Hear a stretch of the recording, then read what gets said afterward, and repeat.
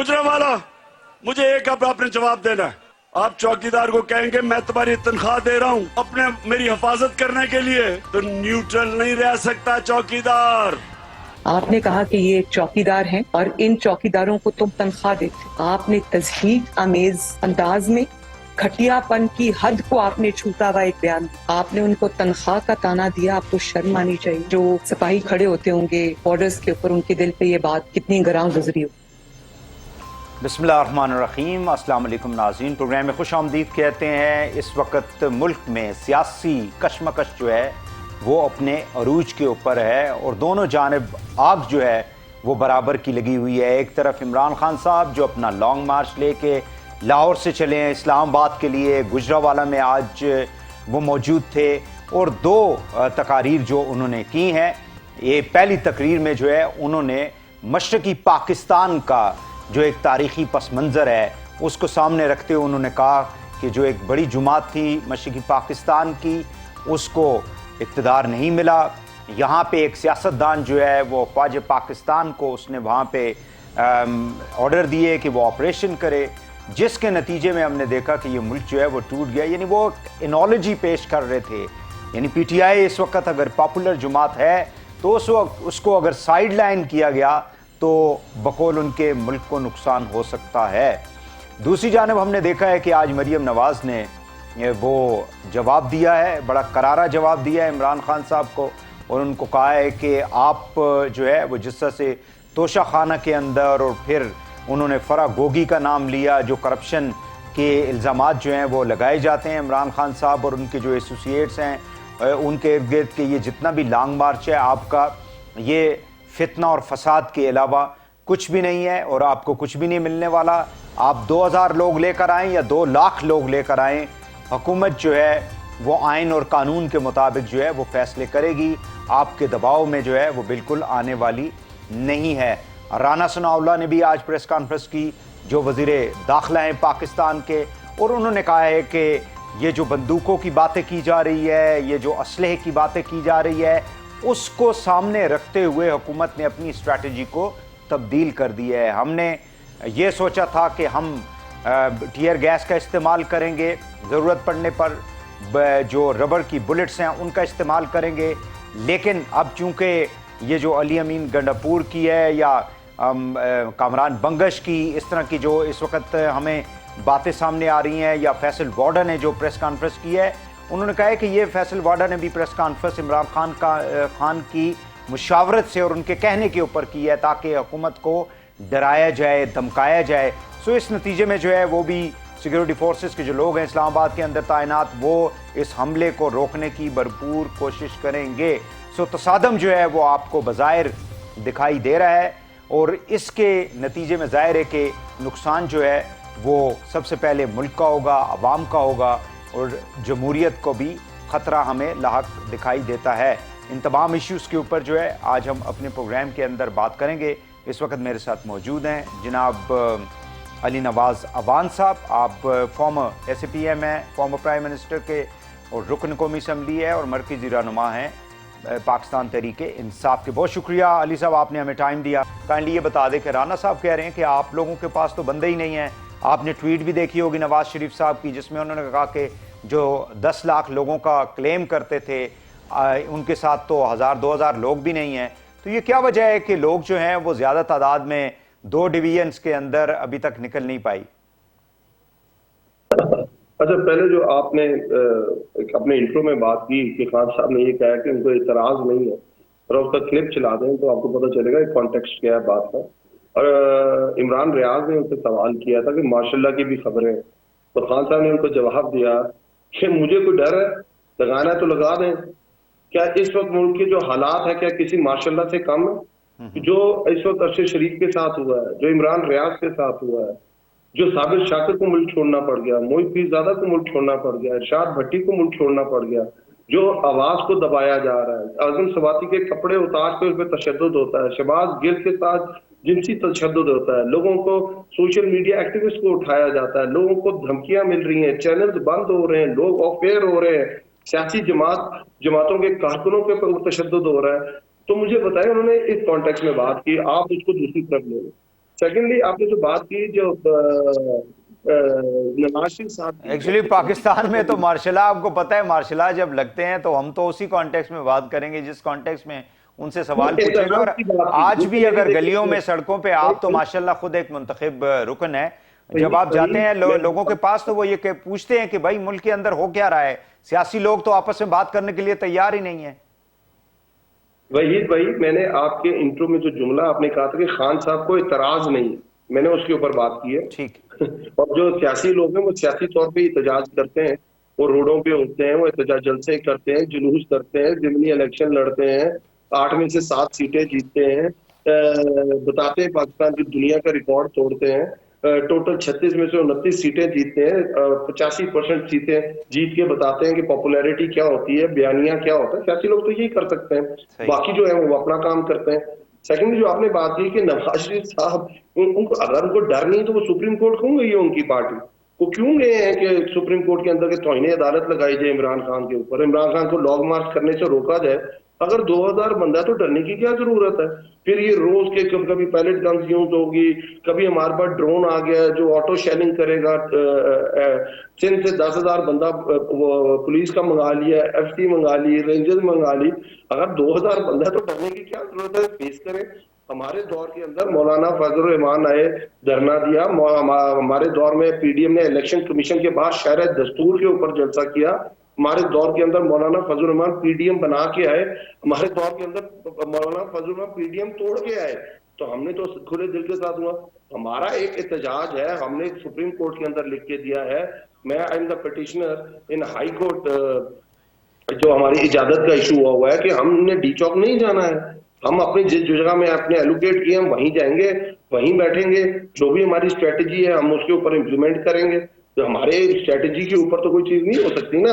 तो नवाज शरीफ, अच्छा अली भाई आज राना साहब जो हैं उन्होंने भी प्रेस कॉन्फ्रेंस की, डेफिनेटली आपने देखा होगा, और मरियम नवाज साहब जो है वो लंदन में कह रही हैं कि करोड़ों रुपए इस सारे यानी ये जो आप लोग मार्च कर रहे हैं उस पर खर्च हो रहे हैं, और ये सारे का सारा साजिशी बयानिया जो इमरान खान साहब का है वो नाकाम हो रहा है। मौलाना सॉरी राना सना क्या है पाकिस्तान। अब अगर इतना ये इतने इफेक्टिव होते, इतना ये जोरावर सियासतदान होते, अपने हल्के में 25,000 की लीड से हारते। इनके हल्के के लोग इनको एक्सेप्ट नहीं कर रहे। आप कह रहे हैं मैं उनकी प्रेस कॉन्फ्रेंस देखूं, भाई इनकी प्रेस कॉन्फ्रेंस आती लोग चैनल चेंज कर देते हैं।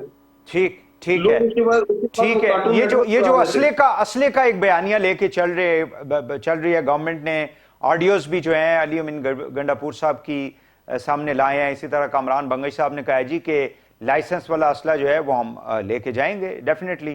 तो इससे डू यू थिंक कि ये जो वाडा साहब की जो प्रेस कॉन्फ्रेंस थी, आज तो राना साहब कह रहे हैं कि ये यानी फिक्स मैच था, इमरान खान की मुशावरत से और इजाजत से ये प्रेस कॉन्फ्रेंस की गई ताकि हुकूमत को डराया जाए। सो डू यू थिंक कि कोई वाकई में कत्लो गारत या खून रेजी जो है इसमें हो सकती है?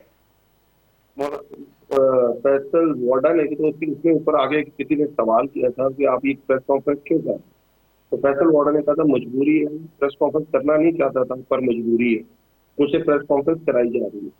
सेकेंडली जो आपने बात की कि ये असला और ये चीजें, तरीके इंसाफ आज से जलते जुलूस नहीं कर रही, भाई आप उसे कवर करते हैं, आप सबसे पुराने साथी होंगे इस्लामाबाद के अंदर, और हम तो वजीरिस्तान लॉन्ग मार्च लेके गए थे, जो हम तो कोई जाने को तैयार नहीं था, उनकी बात उठाने को कोई तैयार नहीं था।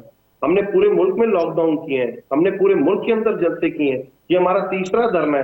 मुझे आज तक बताएं, गमला भी टूटा, अभी कितने दिन हो गए हैं, 5 दिन हो गए लॉन्ग मार्च को निकले हुए, कोई एक शहर से आपको कंप्लेन आई है कि कोई जाली टूट गई, कोई जंगला टूट गया, किसी अमरात को नुकसान पहुंचाया गया? तरीके इंसाफ जमहूरी पार्टी है, तरीके इंसाफ अपनी आवाज उठाना जानती है, तरीके इंसाफ लॉ एंड ऑर्डर को हाथ में नहीं लेती। ये नहीं है इमरान खान साहब रोज अदालतों में जा रहे होते हैं, ये नहीं कि मुझे नैब बुलाएंगे तो मैं नैब के ऊपर पथराव कर दूंगा जाके मरियम नवाज की तरह। हमारी जमात लॉ अबाइडिंग जमात है, जितने मर्जी केसेस करने हैं, हमारे ऊपर तौहीन अदालत लगानी है लगा दें। आपने हमारे ऊपर तौहीन रिसालत, तौहीन इस्लाम लगा के देख लिया, आपने हमारे ऊपर तौहीन IMF लगा के देख लिया, आपने हमारे ऊपर हर तरह की तो तौहीन लगा के देख लिया। अली साहब मुझे ये बता दें कि जी इमरान खान साहब जो हैं वो चोरों डाकुओं से तो बात करने के लिए तैयार नहीं, और वो बकौल आप लोगों के अभी गवर्नमेंट के अंदर बैठे हुए हैं। आप लोग एक सियासी जुमात हैं, एक पॉलिटिकल डिस्पेंसेशन के ऊपर बिलीव करते हैं। एक तरफ आप लोग एस्टैब्लिशमेंट को जो है वो कसूरवार ठहराते हैं, दूसरी तरफ आप लोग कहते हैं जी हम इनसे तो बात नहीं करेंगे, हम उनसे बात करेंगे जिनके इशारों पे ये चलते हैं। तो इसका मतलब है कि आप लोग फौज से बात करना चाहते हैं। तो आप लोग क्या बात करना चाहते हैं और किससे बात करना चाहते हैं, और फिर उसका हल क्या होगा? ये इस वक्त जो कैफियत है, पूरी कौम उससे जो है जाहिर है कि परेशान है। मुझे एक बात बताइएगा भाई, एज अ स्टूडेंट पॉलिटिक्स, आपके सामने है, एक वजीर आजम ये कहता है, उसकी जमात के लोग ये कहते हैं, खुर्रम दस्तगीर ये कहता है, जावेद लतीफ ये कहता है, हमें डराया गया, हमें धमकाया गया, हमें डंडा दिखाया गया, एक तकर्री होनी थी और हमें कहा गया अगर वो तकर्री हो गई तो आप सारे नाहल हो जाएंगे। उस खौफ से हम गवर्नमेंट के अंदर आ गए। फिर उनका वजीर आजम कहता है मैं तो मजबूर हूं, और मजबूर क्या हूं कि national security committee petroleum prices देखे। मुझे बताएं, ऐसी गवर्नमेंट के साथ बैठ के कोई चीज निगोशिएट की जा सकती जिनके अपने इख्तियार में कोई चीज नहीं है? जहां निगोशिएट हो सकती है पाकिस्तान की 70 साल तारीख, अगर हम आंखें बंद कर लें तो अलग बात है। पाकिस्तान की 70 साल तारीख में हमेशा पावर कॉरिडोर के अंदर ही जाके निगोशिएशंस होती हैं, और पावर कॉरिडोर ही इस तरह के फैसले कराती है। आपके सामने था फैसला जब जनरल इसहाक खान साहब ने इस्तीफा दिया था। नहीं, लेकिन फिर आप लोग देखें, ये बात तो डीजीआई ने भी अपनी प्रेस कॉन्फ्रेंस में कही अली भाई, के एक तरफ आप कहते हैं जी आप जो हैं वो मीर जाफर हैं, मीर सादक हैं, आप जानवर हैं, आप न्यूट्रल हैं, आप फलाने हैं। दूसरी तरफ उन्हीं लोगों से आप लोग जो हैं वो कोई मतलब रिलीफ चाहते हैं, या उसको नेगोशिएशन आप कहें, या सेटलमेंट है, जो भी आप उसको नाम दे दें। ये दोनों चीजें एक साथ चल सकती हैं? रात के अंधेरे में मुलाकातें, दिन में जो है वो आप जो मर्जी है उनको कहें। अच्छा, एक तो ये बड़ी अजीब सा फिनोमिना क्रिएट किया जा रहा है। आपको याद होगा कि हमारी गवर्नमेंट की वहीद भाई, हमें कहा जाता था कि हम लोग कहते थे कि हमसे एनआरओ मांगो। आपको याद होगा जब पैटअप की लेजिस्लेशन आई थी तो हम लोगों ने इनको नेगोशिएशन टेबल पे बिठाया था, और इन्होंने नैब के अंदर 35 तरामीम हमें कहा था ये कर दे तो हम पैटअप लेजिस्लेशन आपकी पास करा देते जो पाकिस्तान के लिए जरूरी, और खान साहब ने वो बात नहीं मानी थी। उसके बाद आपने देखा, आपके सामने सारे जो भी अवामिल हुए, जिस तरह सिंध हाउस हुआ, जिस तरह अदालतें आधी रात को खुली, और जिस तरह सारी चीजें रेजिम चेंज कॉन्स्पिरेसी हुई। आप मुझे ये चीज बताइएगा कि इमरान खान साहब बात क्या कर रहे हैं? वो तो ये कह रहे थे ना एनआरओ में कि आप हमारे सारे केसेस खत्म कराएं। वो ये कहते थे हमें बैकडोर से वजीर आजम बनाए। वो ये कह रहे होते थे कि हमारे जितने लोगों के ऊपर नैब तरमीम इम्पैक्ट डाल रही है उन सबको खत्म हो। तो आपने देखा वो नैब के ऊपर इस्लाहात हुई और पर्सन स्पेसिफिक उसके अंदर से तरमीम की गई और लोगों को रिलीफ दिया गया। हम क्या कह रहे हैं और इमरान खान क्या निगोशिएट कर रहे हैं? इमरान खान निगोशिएट ये कर रहा है कि पाकिस्तान में इंतखाबात करा दो। इमरान खान तो ये नहीं कह रहा मेरे कोई केसेस हैं वो खत्म करा दो, मुझे बैकडोर से वजीर आजम बना दो।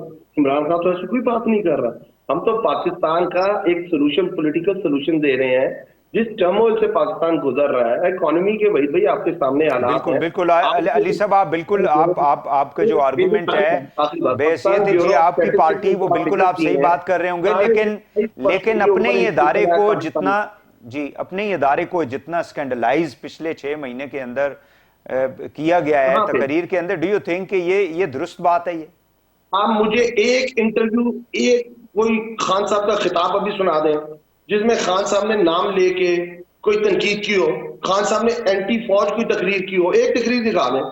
आप खुद ही बैठ के कह रहे हैं कि आप हमें इन नामों से पुकारते हैं। खान साहब बता दें कि उन्होंने ये एक तकरीर निकाल के कहते हैं जो इनको वो फिंगर पॉइंटिंग जब वो कहते हैं मीर जाफर, मीर सादिक, न्यूट्रल्स ये हो गए, न्यूट्रल्स वो हो गए, न्यूट्रल्स को मैंने ये बता दिया। तकरीर तो ख्वाजा आसिफ ने असेंबली के अंदर की थी, तकरीर तो मरियम की लाहौर में हुई थी, और जो नारे लगे थे तकरीर तो आसमा तो आप लोगों में और उनमें फिर कोई फर्क नहीं रहा ना अली साहब? आप लोगों में और उनमें कोई फर्क नहीं रहा की थी। आप एक तकरीर खान की एंटी फौज सुना दें, फौज के एक तकरीर मुझे खिलाफ सुना दें, मैं आपकी हर बात मान लूंगा। ये स्कैंडलाइज करना, ये बातें तो 1962 में जब फातिमा जिना इलेक्शन लड़ रही थी। अच्छा, ये बताएं कि ये मार्च जो है, ये मार्च जो है, अगर आप लोग इनसे बात ही नहीं करना चाहते तो मार्च किस को पैगाम आप दे रहे हैं? मार्च किसके लिए कर रहे हैं? मतलब अवाम, पाकिस्तानी अवाम के लिए मार्च कर रहे हैं? आप इनसे जान छुड़ाने के लिए आप किसके लिए मार्च कर रहे हैं? जाहिर है किसी को तो मैसेज देना है ना, अमेरिका को तो आपने मैसेज देना नहीं है। जी प्लीज। جی سوال پورا کر لیں تاکہ میں پھر جواب آرام سے میں یہی کہہ رہا ہوں کہ مارچ میں میسج کس کو دینا چاہ رہے ہیں, مارچ کس کے لیے ہے؟ میں پولیٹیکل پارٹی ہوں وحید بھائی, اور میں پولیٹیکل پارٹی الیکشن مانگ رہی ہے, وہ یہ کر رہی ہے, اس کے لیے جلسے کرتی ہے, اس کے لیے جلوس کرتی ہے, اس کے لیے پروٹیسٹ کرتی ہے, اس کے لیے لانگ مارچ کر رہی ہے, اس کے لیے دھرنا دے رہی ہے. مجھے ایک بات بتا دیں, اگر میں پولیٹیکل پریشر ڈالنا چاہ رہا ہوں اور میں چاہ کہہ رہا ہوں میں انتخابات ہوں, تو کیا یہ میرا حق نہیں ہے؟ میں یہ نہیں چاہتا پاکستان کے لوگوں کو کوئی سولوشن دیا جا سکے. اگر آپ یہ کہہ دیں کہ آپ یہ کیوں کر رہے ہیں تو پھر گھر بیٹھ جانا چاہیے, ہر چیز جو ہو رہی ہے ہونے دینی چاہیے. آپ کے مجھے بتائیے گا کہ کوئی سی صحافی کے ساتھ کچھ ہوتا ہے تو آپ روڈ پہ کیوں آتے ہیں؟ ٹھیک ہے, اب آپ لوگوں نے ایک بلٹ اپ کر لیا پریشر, تو آپ لوگوں کو کوئی مطلب کوئی بات چیت ہو رہی ہے کسی سے بھی other then this political government? میں کہہ رہا ہوں عارف علوی صاحب کو ہم نے اپنا سارا اختیار دیا ہوا ہے, اور عارف علوی صاحب یہ ساری چیزیں کر رہے ہیں. بہت شکریہ علی نواز صاحب ہم سے بات کرنے کا. ناظرین, مرکزی رہنما اور رکن قومی assembly former S A P M former prime minister جناب علی نواز صاحب جو ہے ہم سے بات کر رہے تھے. یہاں پہ ایک شارٹ بریک لیں گے, واپس آگے پروگرام کو آگے بڑھاتے ہیں, ہمارے ساتھ رہیے گا.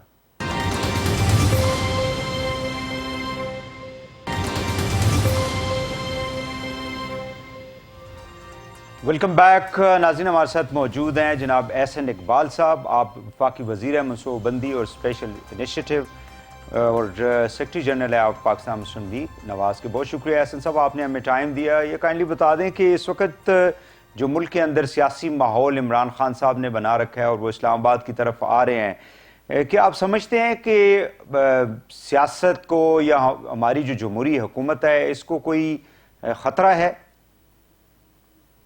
دیکھیے, پہلی بات تو یہ ہے کہ عمران خان صاحب پچھلے 3 مہینوں سے مسلسل اس بات کو نظر انداز کر رہے ہیں کہ پاکستان کن مشکلات کا سامنا کر رہا ہے. سب سے بڑی مشکل تو وہ معاشی بحران ہے جو وہ چھوڑ کر گئے ہیں اور جس سے ہم نکلنے کے لیے جدوجہد کر رہے ہیں. پھر پاکستان کو ایک کلائمیٹ ڈیزاسٹر کا سامنا کرنا پڑا جس میں 3.25 کروڑ ہمارے اہل وطن بری طرح متاثر ہوئے اور وہ بے گھر ہوئے, تباہ کاری ہوئی, اور اس کی بحالی کا ایک بہت بڑا چیلنج ہے جس کے لیے ہم محنت کر رہے ہیں. اور اس وقت پاکستان کو امن اور استحکام کی ضرورت ہے. اس وقت میں بھی بیجنگ میں ہوں, وزیر اعظم شہباز شریف صاحب چین کے دورے پر آئے ہیں, ہم کوشش کر رہے ہیں کہ سی پیک کو دوبارہ ریوائیو کریں. لیکن عمران خان صاحب جب یہ بیانات دیتے ہیں کہ پاکستان میں خونی انقلاب آئے گا, تو آپ مجھے بتائیے کون سا انٹرنیشنل انویسٹر ہے جو پاکستان کو اس قابل سمجھے گا کہ وہ پاکستان میں آ کے انویسٹمنٹ کرے؟ تو اس لیے یہ سیاست جو وہ کر رہے ہیں اس سے کوئی سیاسی حکومت کا نقصان نہیں کر رہے, وہ ملک اور ریاست کا نقصان کر رہے ہیں. اور شاید یہ کسی کے اشارے پر کر رہے ہیں کہ پاکستان میں انتشار پیدا کرو تاکہ پاکستان کی معاشی بحالی کا عمل متاثر ہو, پاکستان کے اندر سیاسی عدم استحکام ہو تاکہ پاکستان کے اندر سرمایہ کاری نہ ہو سکے.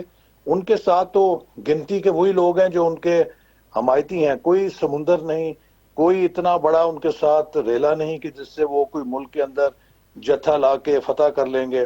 لیکن وہ پاکستان کا امیج اس وقت جو ہے اسے خراب کر رہے ہیں اور پاکستان کے حوالے سے بین الاقوامی میڈیا میں ایسی خبریں جاری کر رہے ہیں جس سے ہمارے دشمن خوش ہو رہے ہوں گے. احسن صاحب, آپ چونکہ بیجنگ میں ہیں, پہلے مجھے یہ بتا دیں کہ سی پیک کے حوالے سے پرائم منسٹر صاحب نے اپنی کل پریس کانفرنس کے اندر بھی اس کا تذکرہ کیا تھا. تو جب یہ سارا, چونکہ پچھلی حکومت کے اندر کچھ ایسے خبریں آتی رہی کہ سی پیک کا سارا جو پروسیس تھا وہ سلو ڈاؤن ہو گیا تھا. اب مجھے یہ بتائیں کہ آپ لوگ بیجنگ میں ہیں تو کیا نئی چیزیں جو ہیں وہ سی پیک کے ذریعے خاص کر پاکستان کی معیشت کے لیے جو ہے وہ نئی خبر کوئی جو ہے وہ لے کر آ رہے ہیں آپ لوگ؟ دیکھیے, سی پیک میں پچھلے 4 سالوں میں تعطل پیدا ہو گیا جس کی وجہ یہ تھی کہ گزشتہ حکومت نے سی پیک کے حوالے سے غیر ذمہ دارانہ بیانات دیے اور کرپشن کے الزامات لگائے جس سے چین کے جو سرمایہ کار تھے ان میں بہت بد اعتمادی پیدا ہوئی. اور پچھلے 6 ماہ کے اندر وزیر اعظم شہباز شریف صاحب نے کوشش کی ہے کہ اس اعتماد کو بحال کیا جائے. اور اب اس دورے کے دوران ہماری سب سے پہلی ترجیح یہ ہے کہ ML1 کا منصوبہ جو کراچی سے پشاور ریلوے لائن کی تعمیر نو کا منصوبہ ہے اسے بحال کیا جائے, کیونکہ یہ 2018 کے بعد سے 4 سالوں میں التوا کا شکار رہا, جس کی وجہ سے جو بین الاقوامی منڈیوں میں اس کا مٹیریل اور ایکوپمنٹ تھا اس کی بھی قیمتوں میں بہت اضافہ ہوا، پاکستان کے اندر بھی انفلیشن ہو گئی اور اس کی جو لاگت ہے اس میں تقریباً $3 ارب کا اضافی اب ہمیں لاگت ادا کرنی پڑے گی 4 سال کی تاخیر کی وجہ سے۔ تو ہم چاہ رہے ہیں کہ اس ML1 کو، چونکہ پاکستان کا جو ریلوے کا مین لائن ہے یہ 100 سال پرانی ہو گئی ہے اور اب اس وقت یہ بہت ولنریبل ہے اور اسی پر حادثے بھی ہوتے ہیں اور سیلاب نے اس کو کافی بری طرح متاثر کیا۔ اسی طرح KCR کا منصوبہ ہے کراچی کے لیے، سرکولر ریلوے کا، پھر سولر انرجی کے منصوبے ہیں، پھر انڈسٹریل کوآپریشن کے لیے مختلف ہماری تجاویز ہیں۔ تو میں سمجھتا ہوں کہ یہ ایک بڑا مفید دورہ ہوگا، اس میں پاکستان اور چین کے درمیان جو ایک باہمی رشتہ ہے اس کی روشنی میں ہم CPEC کو دوبارہ اس کی پرانی رفتار پہ لانے میں کامیاب ہوں گے۔ جی ایز سب couple of more question quickly, ایک تو یہ مجھے یہ بتا دیں کہ یہ خبریں آتی رہی ہیں میڈیا کے اندر کہ پاکستان جو ہے اس نے کوئی پیمنٹس کرنی ہے تقریباً $27 بلین کی، جس میں سے $23 بلین جو ہیں وہ چائنا کے ہیں۔ سو ڈیفینیٹلی یہ جو معاملہ ہوگا اس وزٹ کے اندر چائنا کی لیڈرشپ کے ساتھ اس کو پیمنٹس کو ڈیفر کرنے کے لیے یا آگے لے جانے کے لیے بات چیت ضرور ہوگی اس پہ۔ دیکھیے پاکستان اور چین کے درمیان جو پیمنٹس ہیں اس کے اوپر کوئی ایسا تنازع نہیں، اور جو بھی ہماری پیمنٹس ہوتی ہیں ان کو ہم شیڈیول کے اوپر کرتے ہیں، اور چین نے البتہ پاکستان کا جو ڈپازٹ تھا اسے رول اوور کیا ہے، جو ان کی ایک بہت پاکستان کے لیے امداد تھی۔ جب ہم حکومت میں آئے ہیں تو اس وقت آپ کو پتہ ہے کہ بہت شدید معاشی بحران تھا اور دنیا کے اندر کہا جا رہا تھا کہ شاید سری لنکا کی طرح پاکستان بھی ڈیفالٹ کرے گا، لیکن اب الحمدللہ ہم نے IMF پروگرام کو بھی ریسٹور کر لیا ہے اور ملک کے اندر معیشت کو بھی استحکام کی طرف لے کے جا رہے ہیں۔ اس کے باوجود کہ $30 ارب کی ہمیں چوٹ پڑی ہے کلائمیٹ ڈیزاسٹر، یہ جو سیلاب آیا اس کے نتیجے میں، لیکن پھر بھی پاکستان نے اس کو برداشت کیا ہے چونکہ ہم ملک کی معیشت کو اب بحال کرنے میں آہستہ آہستہ کامیاب ہو رہے ہیں۔ تو چین کے ساتھ پاکستان کا ایک بہت اچھا رشتہ ہے اور آپس میں ہم ایک کوارڈینیشن کے ذریعے جو چین کی مدد ہے اسے بھی سراہتے ہیں، لیکن ہماری زیادہ توجہ اس پر ہے کہ پرائیویٹ سیکٹر کی انویسٹمنٹ مزید چائنا سے پاکستان آئے۔ فائنل سوال کروں گا، عمران خان صاحب جو ہیں وہ بہت پریشر ڈال رہے ہیں، یعنی آئے دن جب وہ بات کرتے ہیں تو وہ اسٹیبلشمنٹ کی بات کرتے ہیں، مختلف قسم کے ناموں سے ان کو پکارتے ہیں۔ وہ آلریڈی پریس کانفرنس کے اندر DGI نے بھی اس کا تذکرہ کیا تھا۔ مجھے یہ بتائیں کہ ایک تو ان کے ساتھ کوئی گورنمنٹ کا بیک ڈور کسی کے ذریعے بھی کوئی مذاکرات ہو رہے ہیں، اور دوسرا مجھے یہ بتا دیں کہ کیا کچھ ایسی لوگ باتیں کر رہے ہیں کہ جمہوریت کو کوئی خطرہ ہے؟ کیا اس مارچ سے کوئی ڈو یو تھنک کہ جمہوریت جو ہے وہ ڈی رول ہونے کا کوئی خطرہ بھی ہے؟ دیکھیے اس وقت خود آپ نے دیکھا ہے کہ فوج کی قیادت نے بھی کہا ہے کہ انہوں نے خود کو سیاست سے علیحدہ کیا ہے، اور خان صاحب جو ہیں ان کی بھرپور یہ خواہش ہے کہ وہ پاکستان میں کوئی ایسی افراتفری پیدا کریں جس سے جمہوری نظام ڈیریل ہو جائے کہ اگر میں نہیں تو کوئی بھی نہیں۔ لیکن انشاءاللہ میں سمجھتا ہوں کہ جو اس وقت عوام نے میچورٹی کا مظاہرہ کیا ہے اور خان صاحب کی اس نام نہاد جو لانگ مارچ ہے اس سے علیحدہ رہے ہیں، تو اس کے نتیجے میں خان صاحب بس اپنا شوق پورا کر رہے ہیں، جلسے کر کے جو وہ کر سکتے ہیں، تقریریں کر لیتے ہیں روز، وہی تقریر ہے جو پچھلے 12 سال سے لوگوں کو اب زبانی یاد ہو گئی ہے، حفظ ہو گئی ہے، تو وہی ریکارڈ چلتا ہے، وہی ٹیپ چلتی ہے، تو اس سے میرا نہیں خیال کوئی اتنا بڑا خطرہ ہے۔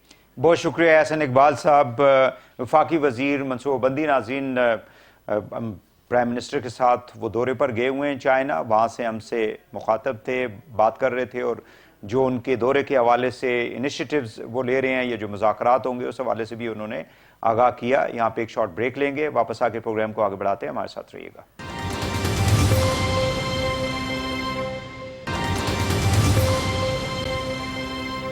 انکوائری کمیشن بنانا، اس معاملے کی تہہ تک پہنچنا، یہ حکومت کی ذمہ داری ہے۔ اگر اس کمیشن میں ہمارا صحافی بھائی اپنی کنٹریبیوشن کے لیے شامل ہونا چاہے، یہ بالکل آفر ہے کہ وہ آئیں۔ اگر ان کی والدہ یہ سمجھتی ہیں کہ کمیشن کی بجائے کوئی اور طریقہ کار اپنایا جانا چاہیے تو وہ ہماری رہنمائی فرمائیں۔ ہم یہ چاہتے ہیں کہ اس معاملے کی جو ہے وہ تہہ تک پہنچا جائے۔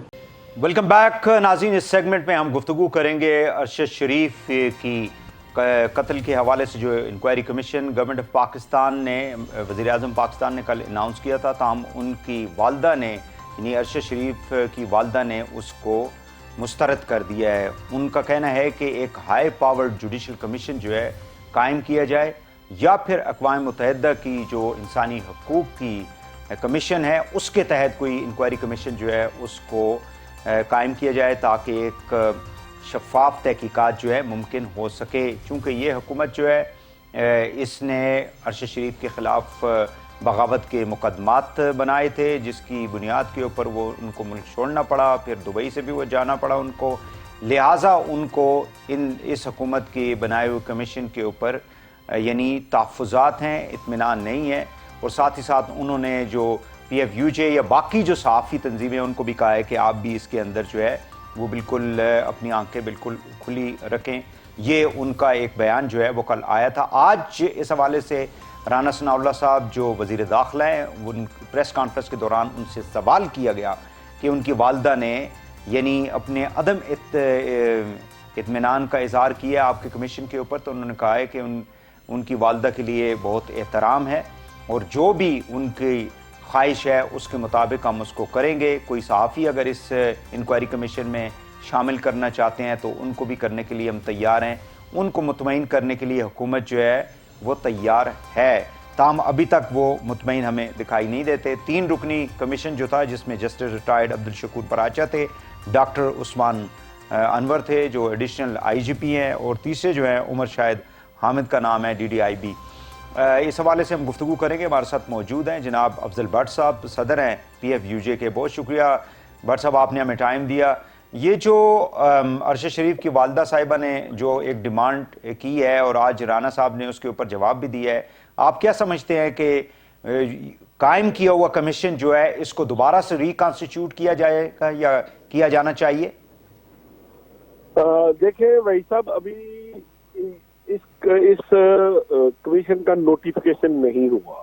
ٹھیک ہے، گزشتہ رات جو سمری موو کی گئی تھی اس میں جو مجوزہ کمیشن تھا اس پہ ہم نے اپنی ریزرویشن سے فیڈرل گورنمنٹ کو آگاہ کر دیا تھا رات کو، اور ساتھ انہیں یہ پرائم منسٹر آف پاکستان کا وہ کلپ بھی بھیجا تھا جو انہوں نے ارشد شریف کی شہادت کے دن سعودی عرب سے اپنا ایک ویڈیو پیغام جاری کیا تھا، جس میں انہوں نے کمٹ کیا تھا کہ اسلام آباد ہائی کورٹ کے جج کی سربراہی میں یہ کمیشن قائم کیا جائے گا۔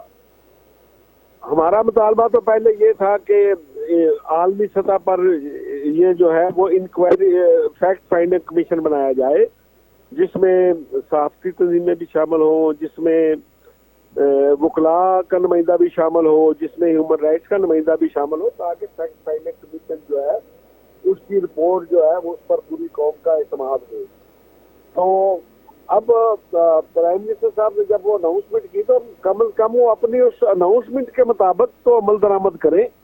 اب انہوں نے یہ جو سمری موو ہوئی اس میں ایک ہائی کورٹ کے ریٹائرڈ جج صاحب کو اس کا چیئرمین اپوائنٹ کیا ہے، جبکہ انہوں نے وعدہ یہ کیا تھا پرائم منسٹر صاحب نے کہ اسلام آباد ہائی کورٹ کا جج جو ہے وہ اس کا سربراہ ہوگا، اور 2 انہوں نے نمائندے بھی نامزد کر دیے۔ بھائی اب بھی اگر آپ یہ سمجھتے ہیں کہ آپ نے کوئی انکوائری کمیشن ایسا بنانا ہے، پاکستان کے اندر بنانا ہے، تو کم از کم اپنے وعدے کے مطابق اسلام آباد کے ہائی کورٹ کے کسی جج کی سربراہی میں بنائیں، اور اس میں صحافتی تنظیموں کا نمائندہ بھی شامل ہونا چاہیے، اس میں ہیومن رائٹس کمیشن کا نمائندہ بھی شامل ہو، وکلاء کا نمائندہ بھی شامل ہو، تاکہ ایسا نہ ہو کہ پتہ چلے کہ یہ صرف کوئی سرکاری رپورٹ تھی۔ وہ ایسی رپورٹ جس میں یہ سارے لوگ شامل ہوں گے، وہ رپورٹ اتھینٹک بھی ہوگی اور اس پر پوری قوم کا اعتماد بھی ہوگا۔ تو اس لیے ہم نے اس سمری پر اپنی ریزرویشن سے فیڈرل گورنمنٹ کو آگاہ کر دیا ہے، اور امید رکھتے ہیں کہ وہ ہماری جو ریزرویشن ہے اس کے مطابق جو ہے وہ اپنی سمری کو تبدیل کر کے پرائم منسٹر کے اعلان کے مطابق جو ہے وہ ہائی کورٹ کے جج کی سربراہی میں قائم کریں گے کمیشن، اور اس میں وکلاء کے نمائندے بھی ہوں گے, ہیومن رائٹس کے نمائندے بھی ہوں گے, اور صحافیوں کے نمائندے بھی ہوں گے. ٹھیک ہے بٹ صاحب مجھے یہ بتا دیں کہ جو آلریڈی 2 لوگ ہمارے جو آفیسرز جو ہیں کینیا گئے ہوئے ہیں اور انہوں نے رپورٹ تو اپنی ظاہر ہے کہ انٹیریئر منسٹری میں سبمٹ کرنی ہے, ڈو یو تھنک کہ اس کا کوئی امپیکٹ ہوگا جو بھی کمیشن فائنلی سامنے آئے گا؟ دیکھیں وہ ظاہر ہے کہ تحقیقات کے لیے جو بھی لوگ گئے ہیں, وہ جب ان کی کوئی رپورٹ منظر عام پہ آئے گی تو اس رپورٹ کے منظر عام آنے کے بعد جب آفیشیل جاری کی جائے گی تو اس کو دیکھ کر ہی ہم کوئی اپنا رد عمل دے سکتے ہیں کہ انہوں نے کس طرح تحقیقات کی ہے, کیسے ملے ہیں, شواہد کیا ہے. تو اس کو دیکھے بغیر ہم رد عمل نہیں دے سکتے. آپ جانتے ہیں کہ عرشد شریف کی شہادت سے لے کر اب تک PFUJ نے بہت ذمہ داری کے ساتھ اس سارے معاملے کو کیا ہے. ہم نے کسی طرف کوئی اشارہ نہیں کیا کہ اس کی شہادت میں کون ملوث ہو سکتا ہے. ہم نے سیدھا پہلے دن سے یہ مطالبہ کر رکھا ہے کہ شہادت ہوئی, ہمارا بھائی گیا, اب ہمیں اس کی تحقیقات چاہیے. اور اس کی تحقیقات کے لیے ہم نے مطالبہ یہ کیا تھا کہ انٹرنیشنل فیکٹ فائنڈنگ کمیشن ہو, چلو وہ نہیں بنتا تو ہمیں ہائی کورٹ پہ پورا اعتماد ہے. ہائی کورٹ کے جج کی سربراہی میں بن جائے, اس میں یہ حکومتی نمائندوں کے ساتھ ساتھ جو ہے وہ سول سوسائٹی کے نمائندے بھی شامل ہو جائیں گے. جی ٹھیک ہے, اس میں وکلاء وغیرہ, اور جی ہاں بالکل, تاکہ ایک ٹرانسپیرنٹ قسم کی تحقیقات جو ہے وہ ممکن ہو سکے اور خاندان اور ان کے دوست احباب جو ہیں وہ اس سے مطمئن ہو. بہت شکریہ افضل بٹ صاحب, صدر PFUJ. ناظرین ہمارے ساتھ تھے, آج کے لیے اتنا ہی. وحید حسین کو پروگرام سے اجازت دیجیے. اللہ حافظ.